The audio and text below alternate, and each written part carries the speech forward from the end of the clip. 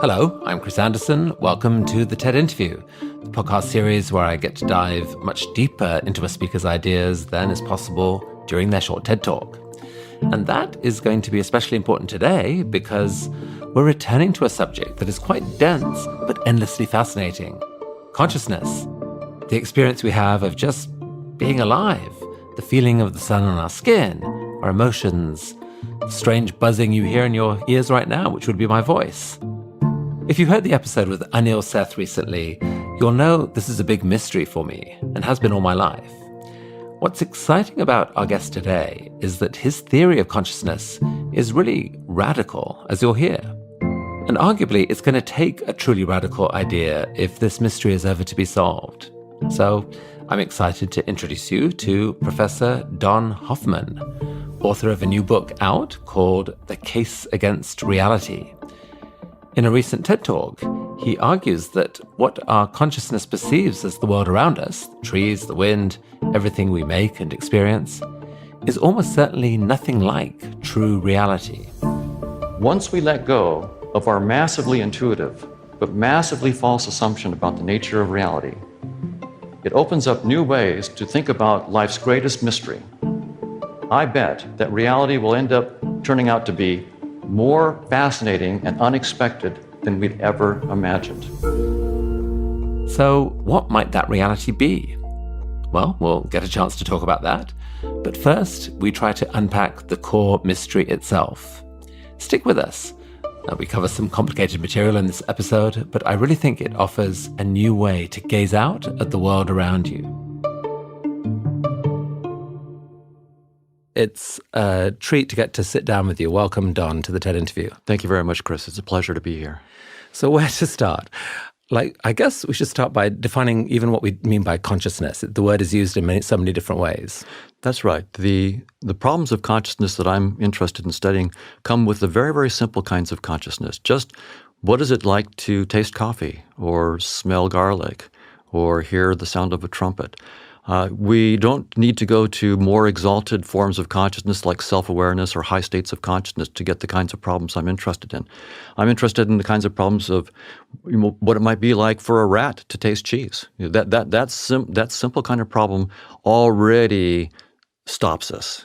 Right. So when people use the word, I'm into raising consciousness or in these sort of deeper societal senses, we're not talking about that at all. We're talking about just the very fact that something can sense something, can feel something. That's right. Just to see a color, to smell something, the very, very low sensory conscious experiences are already full of mystery to us as scientists. So the fact that someone can see red in one way isn't a mystery. We have a whole story about how there's a specific wavelength of light that bounces off an object into the eye and creates that sensation of red. But it's in those last few words that is the mystery. What do you mean? Why a sensation? Exactly right. So there are these tight correlations between brain activity and our conscious experiences. But of course, correlations are not a theory. We want to understand how the brain activity and the color experiences are related in terms of a scientific theory without waving our hands. So give an example of why correlation is not necessarily an explanation. Right. So a couple examples will really bring it home. So there's a strong correlation between rooster crows and sunrises.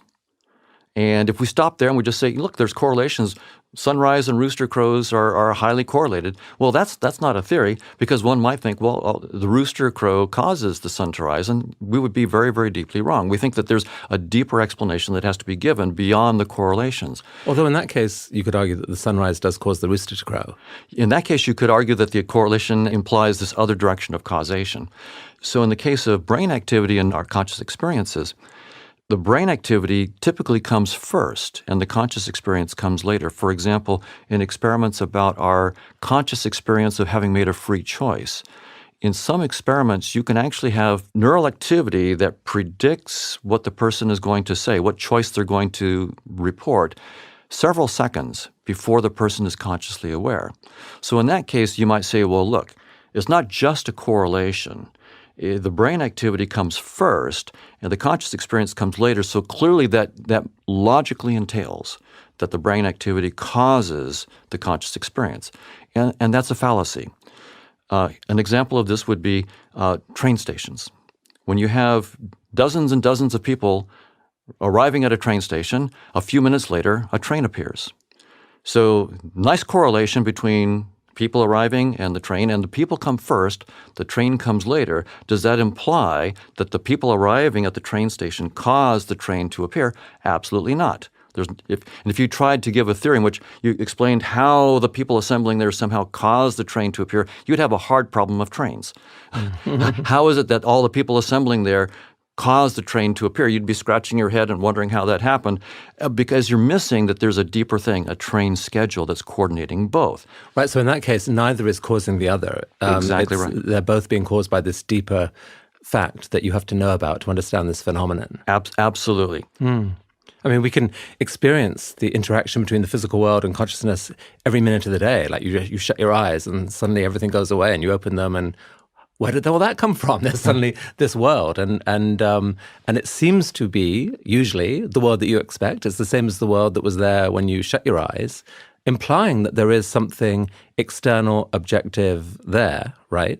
But the riddle is why the experience? There's so many ways into this riddle. This is one way in. In terms of the biological functioning of organisms, there is a complete scientific story that doesn't seem to need anything to feel anything. You can understand a plankton swimming in the ocean and light comes and it swims in a particular direction, food comes and it will swim in another direction. There is causality there. As you work up the food chain, complexity increases, but there's no moment, it seems, where you have to say something radically different happened. You have creatures forming brains, but those are just electrical impulses connecting to, motor neurons, connecting to muscles. Like there seems to be a complete story there without having to embark on any reference to consciousness. Absolutely. This is a good description of the hard problem. And the question Talk about the hard problem, actually. Define the hard problem versus the so-called easy problem. That's right. So the hard problem of consciousness is the problem of specifying precisely with mathematical precision, it's a scientific theory that explains how consciousness could emerge. This was understood by Leibniz back in 1700. He clearly outlined the problem in his famous Leibniz mill example. What Leibniz said was that you can imagine going into a physical system like the brain and shrinking yourself down and getting smaller and smaller so that the whole thing begins to look like a machine. Like you could be going inside a mill, which was a big machine they had back then. And you can see all the gears and all the moving parts. And he says there's nothing in all this machinery that would ever explain how a perception could ever come up. I mean, the leap from machinery and mechanism and motion to a conscious experience is a huge leap with no scientific connection that we could see. And Thomas Huxley also was very clear about it. He knew the brain physiology, and he said how it is that anything so remarkable as a state of consciousness comes about as a result of irritating nervous tissue is just as unexplainable as the appearance of a genie when Aladdin rubbed his lamp. It's magic, and despite all the success in neuroscience since Huxley, all the advancements we've made, it's still magic. We have no theory that dispels the magic. The correlations are sitting there staring us in the face. More correlations, hundreds of correlations, really good work about those correlations and specific conscious experiences. All this data and no compelling theories. I would put it quite simply, we have no idea how to start with unconscious ingredients and cook up consciousness. No idea. So, I mean, we're talking here, I guess, about the mind-body problem that has troubled philosophers for hundreds, probably thousands of years. And a few hundred years ago, it was definitely possible to believe that we had these bodies that did their thing, and the inside they were kind of animated by these minds or souls that did their thing, and that we had this, these conscious choices and so forth. And there was this sort of dualism that was believed. So one belief about the relationship between mind and body is that there is this dualistic relationship. The body does some things, the mind does other things. That's made much harder to hold to because of seeing just how tightly every mental state is correlated with the brain activity. So the other choices are that the physical world just drives the mental world, right? Right. And a number of people these days will say that, the hard problem is not a real problem. It was something that just sort of was invented by Descartes, and if we could just get rid of Descartes' framework, we wouldn't have the hard problem of consciousness. And I disagree with him on that, because I would say that, look, the problem is not what Descartes posed. The problem is we have these correlations between brain activity and conscious experiences, and those are hard data that need to be explained today. So forget Descartes' dualism. These are the data. Where's the scientific theory? So I'm so puzzled as to how people listening to this now are going to be reacting. My experience of talking to people about consciousness is that about 2/3 of the people, at least who I speak to, just have zero interest in this topic. They don't feel the riddle. They don't feel it. So what's at stake here, Don? Because it seems like some scientists feel like not that much is at stake. It's not that deep a problem, and yet, to me, it's the most important question there is. It goes to who are we and what's life for and what's going to happen after death and all these sorts of questions, I think, depending on where you come out on it. Sometimes it feels as if the single thing that we care most about, science doesn't have a story on. And that is deeply worrying, right? It matters very, very deeply, because here is a place where our current scientific theories stop. They run into a barrier. And we've seen systematically in the past that is where we make progress in science. If we really look at the problems that are blocking us and take them very, very seriously, we get the radical new insights that are required to take the next step. We see this systematically in physics, for example. In the late 1800s, it was assumed that physics was pretty much done. Lord Kelvin said, if you're a smart guy, don't go into physics. It's pretty much wrapped up. They had a little problem with an experiment which didn't seem to show the speed of light changing due to the Earth movement, but that was not going to be a real big problem. Well, it turned out that was a big problem, and you shouldn't ignore these things that don't quite fit into your current scientific theory. Einstein picked up on that, and we got special relativity and general relativity. It was a huge breakthrough. And there were other problems that led to quantum mechanics. So here, the issue is, if we want a theory of everything in science, we can't leave out the most important thing to us, which is our very selves and our own conscious experiences. That can't be ignored. It's not trivial. It's very, very central. And if it's an illusion, we want a scientific theory that explains why the illusion is happening. We, as scientists in cognitive neuroscience, have come up with really detailed correlations between brain activity and conscious experiences, and no theory to explain them, and no way to really understand how to explain them. So that, for me as a scientist, this is exciting. It says we need new ideas that could radically transform our whole framework for doing science.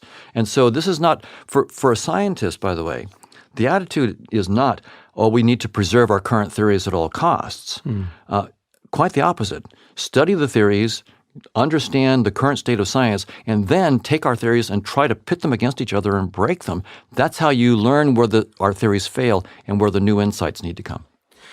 What really struck me when I first came across you, Don, was a piece of writing you did in answer to a question on the internet. There's a website, edge.org, that does an annual question and asks a range of scientists and thinkers about it. This is what you wrote. You said, here are some obvious truths that guide current attempts to solve the mind-body problem. And by implication, some of these we're going to have to let go. Physical objects have causal powers. Neural activity can cause conscious experiences. The brain exists whether or not it is observed. So too does the moon and all other physical objects. Consciousness is a relative latecomer in the evolution of the universe. Conscious sensory experiences resemble or approximate true properties of an independently existing physical world. I mean, any one of those statements that someone listened to and thought about, they would go, yes, of course that's true. And in your thinking, you want to unpick several of these. Yes. Well, each one of those assumptions seems to be just obviously true, and I would propose that each one of them is false, deeply false, and that is causing our problems. Each one of them, wow. Every one of them is false. Do you want to start with that last one there, that conscious sensory experiences resemble or approximate true properties of an independently existing physical world? You spent a lot of work on this. Yeah. So I've been studying visual perception for a long time. Most of my colleagues assume that evolution by natural selection favors organisms that see the world more accurately. The idea is that those of our ancestors who saw the world more accurately had a competitive advantage compared to those who saw it less accurately. And thus they were more likely to pass on their genes that code for the more accurate perceptions. So after thousands of generations of that, we can be quite confident that we're the offspring of those who saw more accurately and we see more accurately. Of course, no one believes that we see all of reality. But we see those aspects of reality that are necessary for our survival, is the standard story. And we see those accurately. It's very compelling. When you put the argument that way, it seems like, well, of course, who could ever argue against it? And it's many of my colleagues who are very, very bright state that argument in various forms. And instead, what evolution has done, it's shaped us with a user interface. Here's another metaphor that's very, very useful. Think of your perceptions as a user interface. So suppose you're writing an email, and the icon for that email is blue and rectangular and in the middle of your desktop screen. Does that mean that the email itself in your computer is blue and rectangular and in the middle of the computer?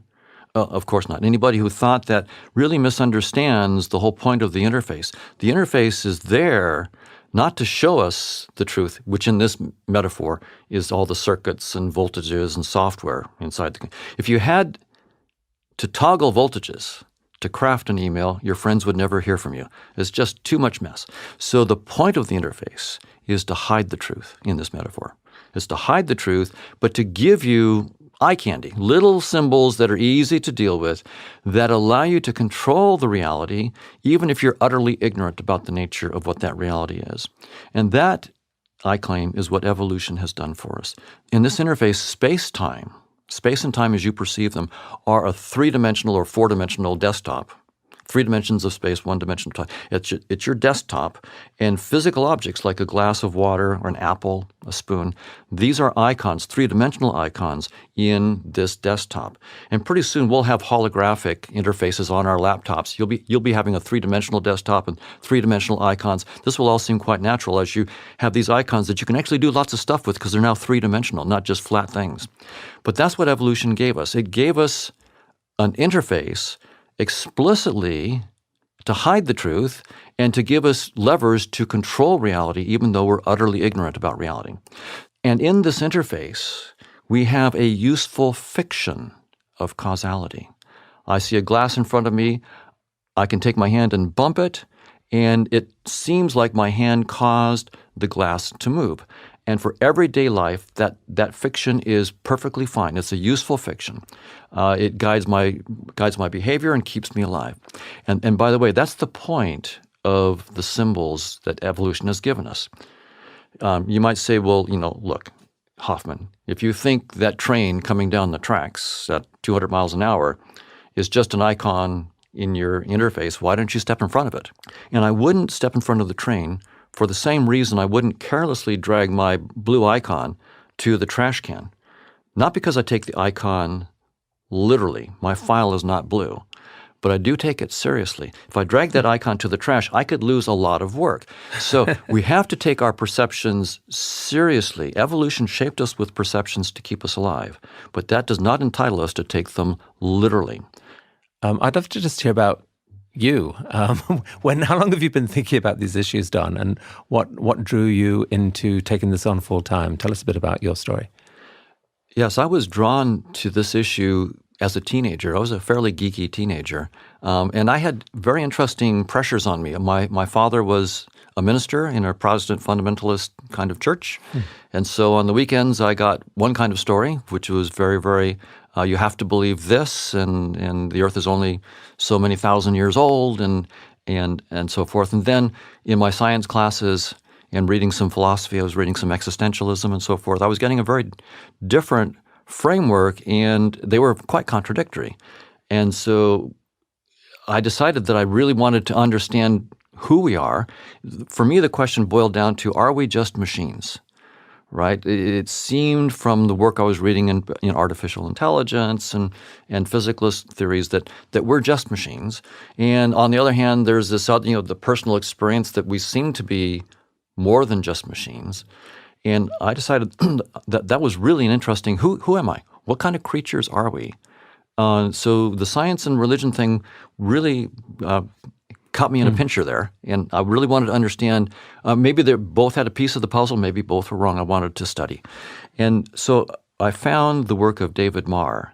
When I was an undergraduate at UCLA, I found the work of David Marr at MIT using artificial intelligence and mathematics to really study how visual perception works. And I was interested in the bigger questions, but I understood that you really need to build your tools. Before you can take on the big questions, you need to spend a few years on smaller problems really to learn how to work on it. And so I went to MIT and worked with Marr and Whitman Richards and on artificial intelligence and human vision. And then after a few years of doing that, I stepped back again and asked, okay, what am I learning here? And one of the first things I learned was part of the problem here is going to be we're assuming that we see reality as it is. And my work on perception was beginning to indicate to me, even in the mid-1980s, I was beginning to realize that the models were saying maybe we don't have to see reality as it is. It took me another 20 years to actually get the evolutionary argument against it. But already I was getting a hint that maybe that assumption is the wrong assumption. Maybe there is something deeper here.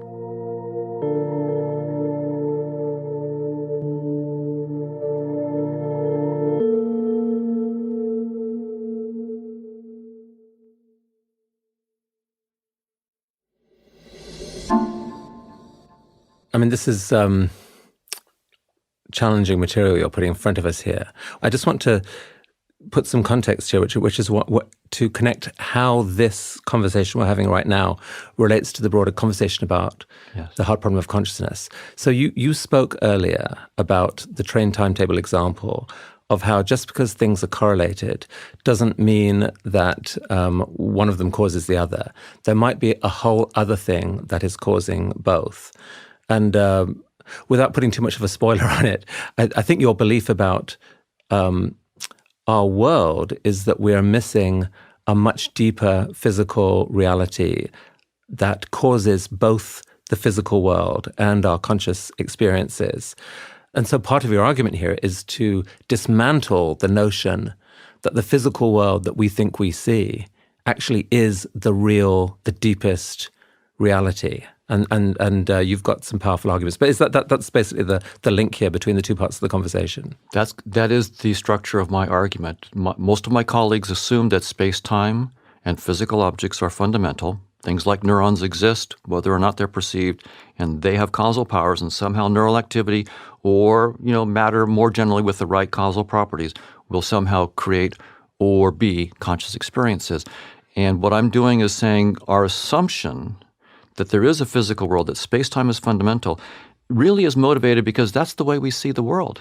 Our perceptual systems show us a world of space and time and physical objects, and we assume that, therefore, objective reality really is spatiotemporal and has physical objects, that neurons really do exist. I mean, you can look through the microscope, I look through the microscope, we both agree that we see a neuron, so therefore the neuron exists, and therefore the neurons are the source of the causality of consciousness. One way of trying to explore it is imagining that we're all living in a giant video game. I don't think this is your ultimate theory, but if you play with that idea for a minute and say that basically we're living in this world of computer code, but in that world there is actually a huge amount of detailed structure. So it might be that you're playing this driving game and a rock rolls down a mountain next to you, and unless you avoid it, your life is over, it's terminated. Nonetheless, to say that rock that you see is actually this big thing is absurd. It's actually, no, it's computer code. And that's right. And so you're saying that the railway schedule behind the causality of the trains leaving and the passengers leaving is this deeper reality that is causing all of these experiences. In the analogy I've just given, that would be computer code, the computer code that set up that whole reality. Right. The analogy of virtual reality is a very, very good one here. So in virtual reality, you could be having a multiplayer virtual reality. I'm driving my car, and we're both trying to chase somebody else. So someone in China, in their virtual reality, could be playing with me, and we could both say, look, there's another car. Let's go chase them together. And so we're both talking about the same car. We can both talk about the car. Of course, there's no real car there that we're both chasing. And I can turn and look to the side, and I don't see the car anymore. I turn back, I see the car. And so you might think, well, every time I look over there, I see the car, so therefore the car really exists. But obviously in the virtual reality example, it doesn't. Every time you look in that direction, you get pixels to your headset, and you then create the three-dimensional perception of that car. And I'm claiming that's what happens in everyday life. I look at this glass in front of me. I'm constructing the three-dimensional object in real time. I look away, and I don't construct it. I garbage, as we say in computer science, we garbage collect it. We throw that data away because we don't need it. We're trying to save memory. I look back and I create the cup again. But you can't be just creating it yourself.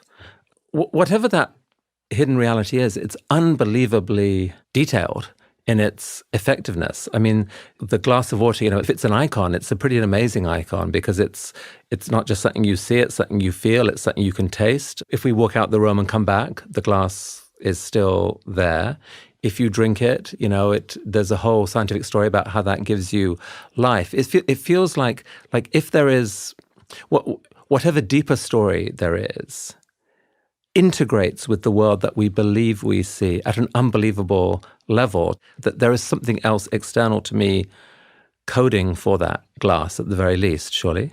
Yes. So I'm not a solipsist. So solipsists are people who claim that there's nothing out there except my experiences. I'm the only thing that exists, me and my experiences. I'm going to say that there is an objective reality out there, and it's independent of whether I observe it and whether you observe it. But that reality is not spatial temporal. It's not about space and time. It's not physical objects. It's something very much deeper. And it's when we interact with that deeper reality that evolution has shaped us to create this user interface that's much, much simpler. It seems complicated to us. I mean, this is really a three-dimensional world with all these cups and, plants and so on. It's really, really complicated, but it's much, much simplified compared to the deeper reality. And from an evolutionary point of view, most of my colleagues would say that I see a cup because I've been shaped by evolution to see the truth, and there really is a cup there. I take it differently. I see a cup from an evolutionary point of view because I've been shaped to try to understand fitness payoffs. All right, so let's do that. Give me an example of where evolution might create a trick that would serve the interests of the creature that it had evolved for, but that did not comport to reality, was not a match for reality. Yes, one of my favorite is the jewel beetle in Australia. This beetle is dimpled and glossy and brown, and the females are flightless. The males fly, looking, of course, for eligible females, and when he finds one, he alights and mates. But in the outback of Australia, there's also another species, Homo sapiens, and the males of that species like full beer bottles, and they're not interested in empties, and they throw the empties out into the outback. And some of them are dimpled, glossy, and just the right shade of brown to catch the fancy of the male jewel beetles. And they were found swarming all over these beetles trying to mate. So they're crawling all over the bottles, full-bodied contact with the bottles, and unable to figure out that this is not a real female. The species almost went extinct.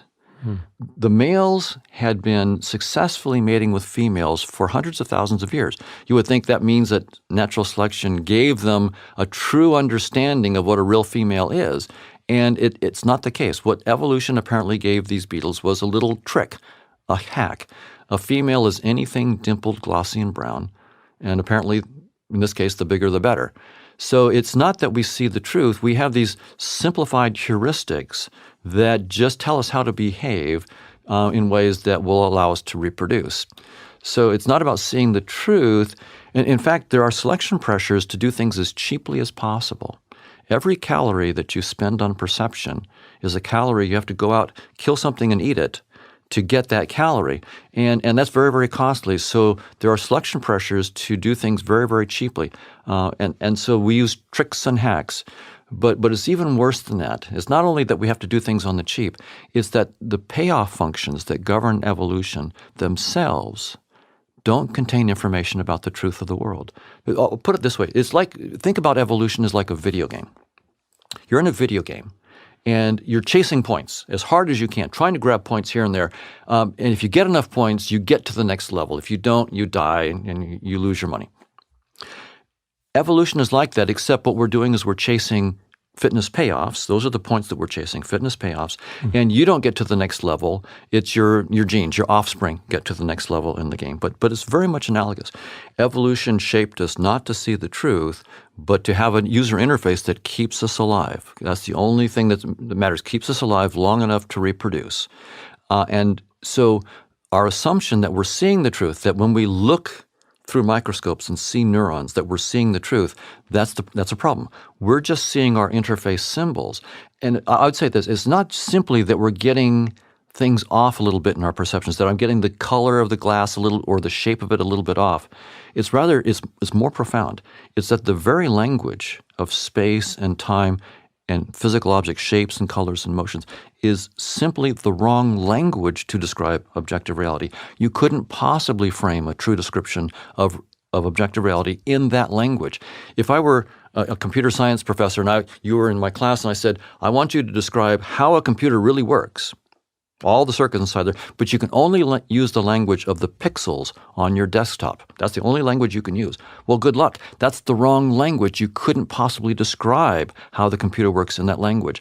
And that's the problem that we have. When we use space and time and matter inside space and time as the fundamental language, we've gotten the wrong language to even describe objective reality. And that's why the hard problem has become impossible. Okay, so I guess this is the big question is, what are the possibilities for what might really be there behind this 3D interface that we live in? Well, the right answer is, of course, that I'm not sure, that I don't know. But as a scientist, we have to try. We have to try and propose theories, try to make testable hypotheses and see where the theories go. And so here's my motivation for the direction that I'm going.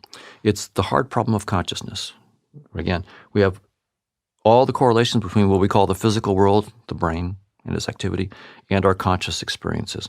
We've been trying to start with the physical world and somehow boot up our conscious experiences from activities of the physical world. That has failed so far, and we have no idea how to boot up consciousness from unconscious ingredients. So my idea is quite simple. Let's try the other direction. Let's start with a theory of consciousness on its own terms, not as somehow emergent from a pre-existing physical world, but literally presuppose that the nature of objective reality really is, in some sense, to be fleshed out with a science, consciousness. So we need a mathematically precise model of what we mean by consciousness on its own terms, and then the goal would be to show how what we call space-time and matter, the physical world, emerges from this pre-existing realm of consciousness. So once again, it's going to be a scientific theory in which our assumptions are as simple and unified as possible. I'll just give a big picture, and then we can go into the details if you want. Let's try it. So I'll have this thing that I call conscious agents. So it's a mathematical thing, but we can think of it intuitively as conscious agents. You're a conscious agent. I'm a conscious agent. But conscious agents don't need to have a self. They're very, very simple consciousnesses. They have experiences, and they can take simple actions. But we can think of the universe as a network, a big, vast social network of interacting conscious agents, an infinite number of them. So think of Twitter. You have hundreds of millions of Twitter users, perhaps, or tens of millions at least, and hundreds of millions or billions of tweets going on, and it's really complicated. Any given Twitter user would be overwhelmed. If they're trying to understand what's really going on in the Twitterverse, it would be overwhelming. So what you need is a visualization tool. Like the big data people are doing this all this big data, it's overwhelming. How do you understand it? Well, you have these visualizations. You simplify it. You put it into a visual format that you can understand and see. And that's what space and time and physical objects are. We're in a realm of conscious agents, this vast social network. It's overwhelming. I'm just a finite little agent. I can't see it all. And so I have this little user interface, a visualization tool for dealing with this Twitterverse. And that's what we call the physical world. So the big picture will be reality is a network of conscious agents where they're all mathematically defined. Their dynamics can be precisely specified. And what we call the physical world happens to be the user interface, the visualization tool that some of these conscious agents use. But it's not the only one possible. In this framework, different conscious agents could use very, very different user interfaces. Some could be, maybe they have a 4-dimensional or 10-dimensional user interface. We're only using 3. Maybe the notion of dimension is simply the wrong notion for their interface. Maybe they don't use color. They use other experiences that we don't. So this is different from a view that some other radical thinkers in the space have. That some people who've looked at this problem have said the only way to understand consciousness is to assume that it's embedded in everything in the universe. And they have this view of panpsychism, which in most versions of it that I've heard is that there is some kind of consciousness associated with every physical element in the world. An atom has some level of consciousness to it, probably not very deep, but some level. And that as matter comes together in ever more elaborate forms, so consciousness comes together, but that it kind of goes all the way down. That this is not what you're proposing. You're proposing something more fundamental than that, I think, which is that that view of panpsychism still seems to start with atoms and electrons and forces and attaches consciousness as an integral piece to it. You're saying, no, it's actually put the consciousness first. Reality at its heart is this very complex sea of conscious agents interacting with each other. And they have built the physical world that we see, it is a creation of consciousness. That's right. So this sea of conscious agents, you're saying some of them could be really, really simple, but they're all experiencing something. Yes. In order to create something as sophisticated and complex as our physical universe, I mean, it seems like a lot of those agents have a pretty, I don't know, boring life. Like huge numbers of them, you would think, would have to be dedicated to ensuring that thousands of humans all have exactly the same experience when they go to visit a particular rock or table or movie or whatever. To ensure consistency, the kind of scientific consistency and predictability of the world. Intuitively, it's a little baffling to me to picture how a sort of a sea of interconnected conscious agents could possibly do that. Help me with that intuition. Yes. Good point first about some of them have very, very simple experiential worlds and they seem pretty austere. In fact, in this theory, there are agents that have only 2 experiences possible to them. And so you can actually build up more and more complicated agents by their interactions. When agents interact, it turns out the mathematics says you get a new agent. And so by the time you get to a person, there's this huge network of agents, quadrillions upon quadrillions of agents in a vast network, all interacting in a complicated dynamical system.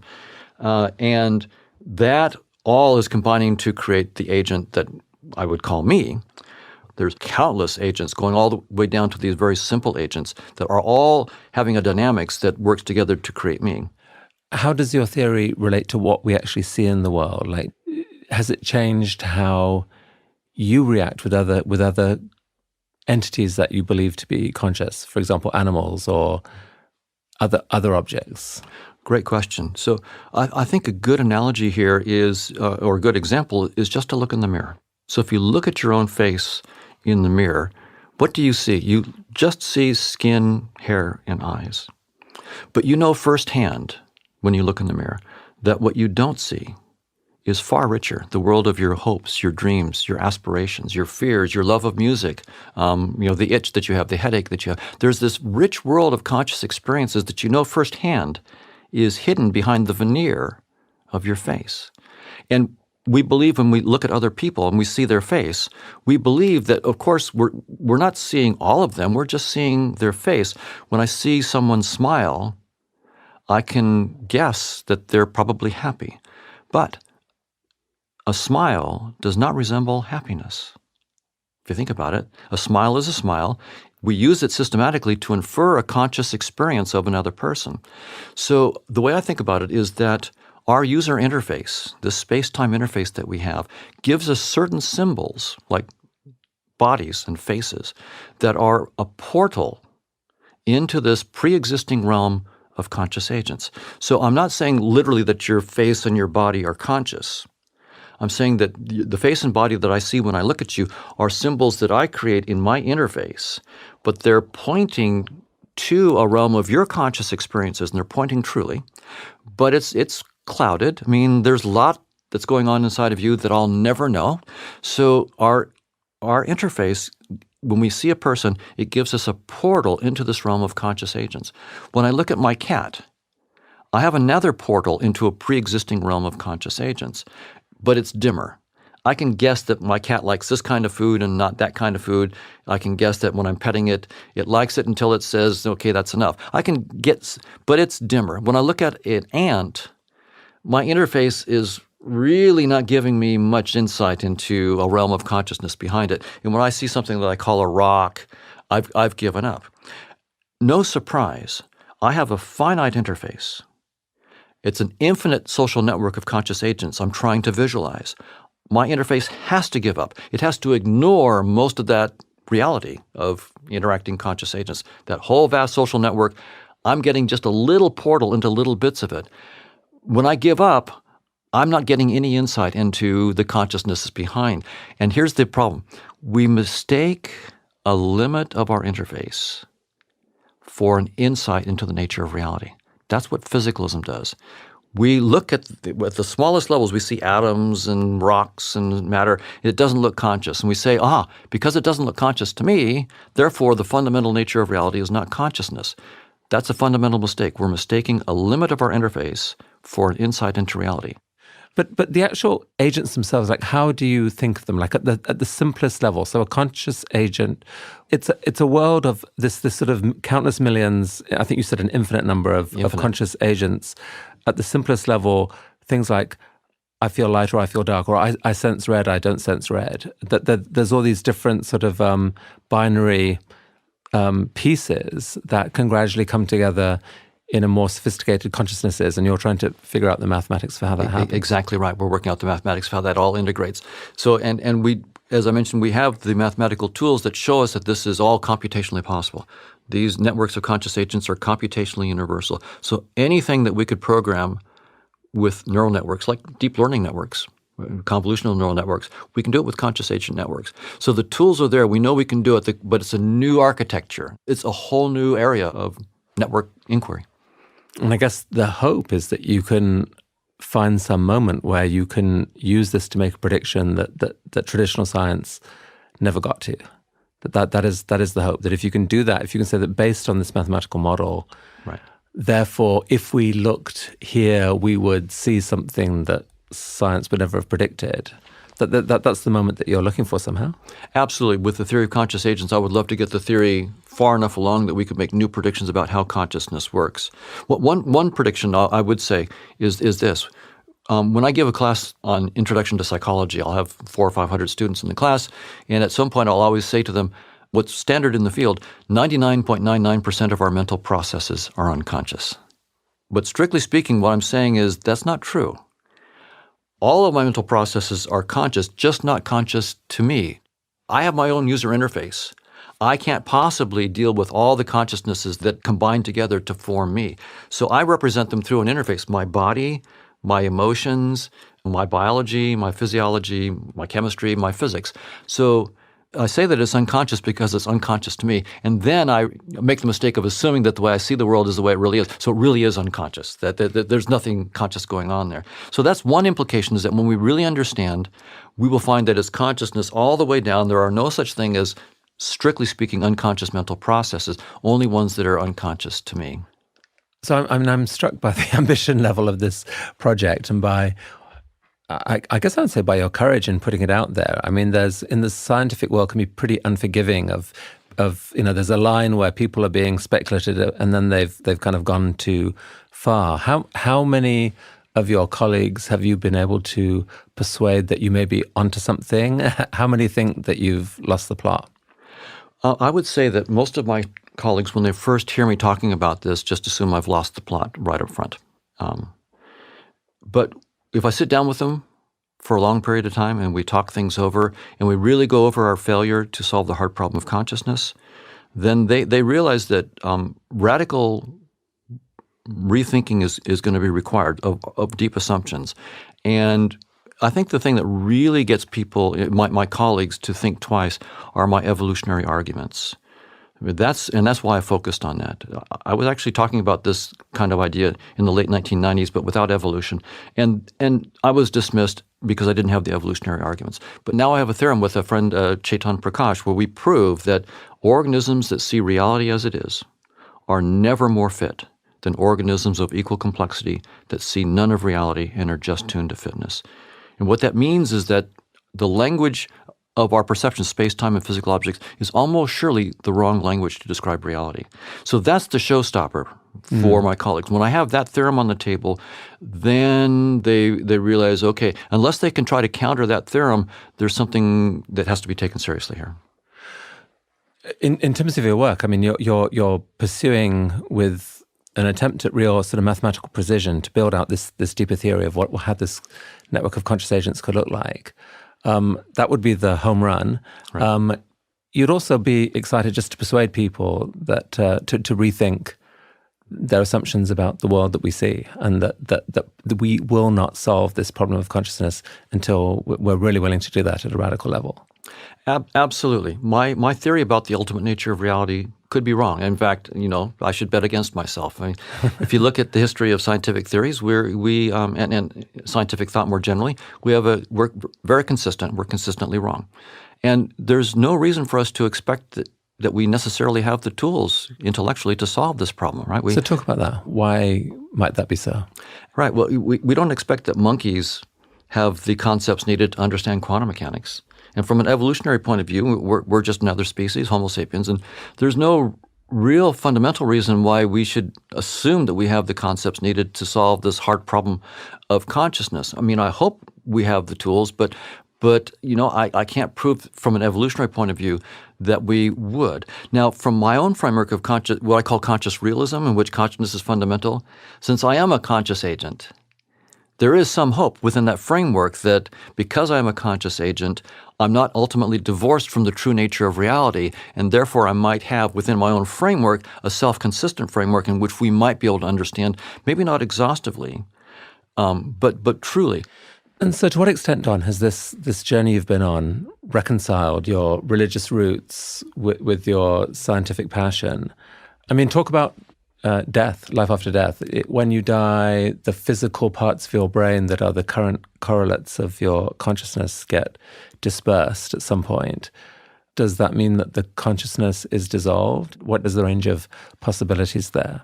Right. So this has led me to rethink the relationship of science and spirituality. And I think that spiritual traditions, they ask a lot of really important questions, and science brings very rigorous methods that we can use to try to address them. And in a physicalist framework, it's pretty clear that if your brain causes consciousness and your brain dies, then your conscious experiences are gone. It's a clear implication of that. So there's really no survival of consciousness. In this interface theory, it's very interesting. It opens up a possibility that I want to explore. And the possibility is like this. Suppose you go with some friends to a virtual reality arcade and you put on helmets and headsets and bodysuits to play like virtual volleyball on the beach. And so you put on your headset and bodysuit, and there's sand and a net and palm trees, and your friends start playing volleyball with you, and then one of them, say, your friend Tom, after a while says, I'm thirsty, I need a drink. And so he takes off his headset and bodysuit to go get a drink, and his avatar collapses on the sand.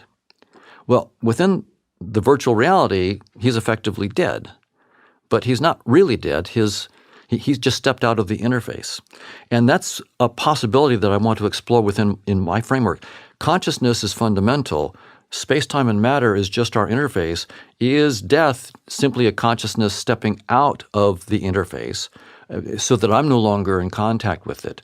I don't know, because it's an open mathematical question. Can consciousnesses really fundamentally dissolve in the theory or not? I think that they won't, but it leaves open the possibility. I'm going to be exploring the mathematics, but it opens up a hope where there isn't any in the other. But if it comes out that there's no survival, then there's no survival. I'll find out what the mathematics says. The math is smarter than the scientist who writes it down, and that's why we do scientific theories. I don't think the podcast is the right place to go into the math. Where can someone who wants to explore the actual mathematical approach you're taking, where can they go? I have a couple papers that are published with the mathematics in peer-reviewed journals.